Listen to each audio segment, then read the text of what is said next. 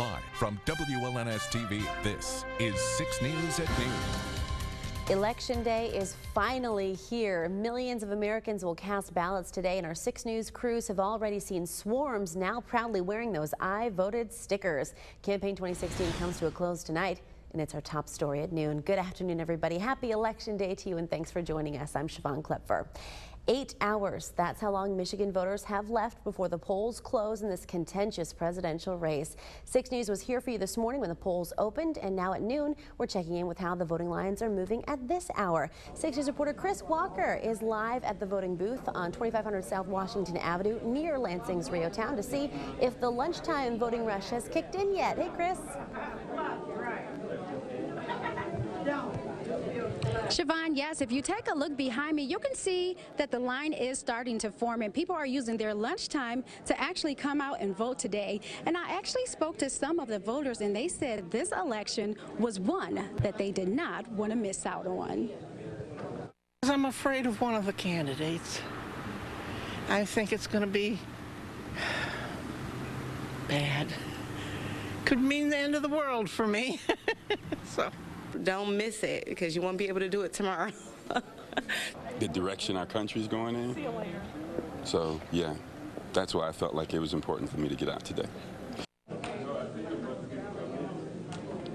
And we did hear some reports back in Meridian Township that some ballots were getting stuck together, and also in Jackson County that people were campaigning in restricted areas. 6 News has a reporter investigating those situations for you. But remember, when you get to the polls, you cannot take selfies, you cannot take pictures. You can spoil your ballot that way. Also, make sure that the clothing that you wear is not supporting either of the candidates. Here for you live in Lansing, Chris Walker, 6 News.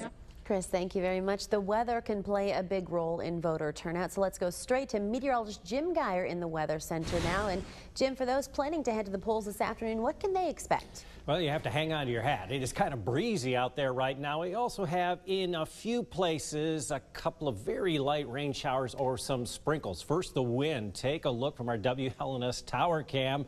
This is the U.S. flag right across the expressway from us, or by the Bell Tire area, and you can see that flag is really getting whipped around by a southwesterly wind.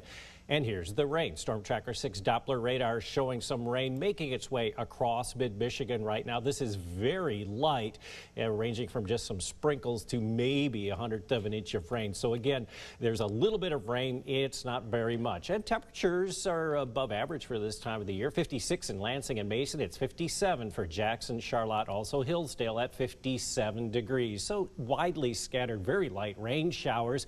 We dry out and cool down a bit tomorrow. I'll have that forecast coming up in just a few minutes. Jim, thank you very much. A fight until the very end. Michigan is now one of several states that will be a determining factor in how the electoral votes fall tonight. Both Donald Trump and Hillary Clinton squeezed last-minute rallies into the state yesterday, but will it be enough? The wildest campaign season is about to end, and as Craig Boswell reports, well, he's looking at how things are looking out across the nation today. Supporters mobbed Hillary Clinton and her husband, former President Bill Clinton, as they filled out their ballots in their hometown of Chappaqua, New York. She greeted voters waiting outside and said she feels humbled. I know how much responsibility goes with this, and so many people are counting on the outcome of this election. Her running mate, Tim Kaine, got an even earlier start, casting his ballot at 6 a.m. in Richmond, Virginia. Donald Trump voted a few hours later in New York City. Looking very good. Right now it's looking very good. Based on a CBS News analysis, Hillary Clinton leads Donald Trump 214 to 186 in electoral votes. But a number of states remain up for grabs, and the outcome will likely depend on voter turnout. Trump got off to an early lead when the first voters cast ballots in some parts of New Hampshire just after midnight. Then in the early morning hours, there were long lines of voters from New York to California, from Maine to Miami. I really definitely just think it's important for me to exercise my right to vote. People's choice. All America is not like me. While there were no perfect choices in this one, I feel like one candidate was clearly above and beyond the other. Both Clinton and Trump plan to hold election night parties in New York City to watch the results. Craig Boswell, CBS News, Sterling, Virginia. And the presidential race may be grabbing most of the attention today, but locally there are some big positions that need filling. In case you missed some of our 6 News special reports in the past few weeks, here's a look at 2 important races happening in Ingham County. Starting with the prosecutor's race, history will be made regardless of who takes the reins, whether it's Republican Billy Joe O'Barry or Democrat Carol Seaman. Either way, the first woman ever to lead the county's prosecutor's office will be elected tonight. Also in Ingham County, there will be a new sheriff in town after today. The current sheriff, Gene Wrigglesworth, will be leaving the position after serving the county for nearly 3 decades. Running on the Democratic ticket, his son Scott Wrigglesworth, and on the Republican side, a veteran of the sheriff's office, Eric Trojanowitz. From the primaries to the convention, 6 News has been here for you for all of campaign 2016, and today we've got you covered all day long as well. Our full staff is getting every possible angle for you. We are checking in on your concerns about polling places, speaking with political experts, and even having constant live news updates all evening long. And of course, you're going to want to stay tuned to CBS News for their presidential election coverage following the evening news with Scott Pelley.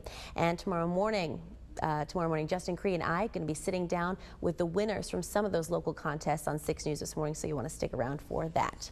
And just as a reminder, polls will open until 8 o'clock tonight, and as long as you're in line by then, your vote will still count. Coming up next here on 6 News at noon, well, today is all about the ballots. Later this week, the nation will be celebrating our veterans, and one local animal shelter is doing that in a big way. Then later, we're checking back in with Jim for your full Storm Tracker 6 forecast.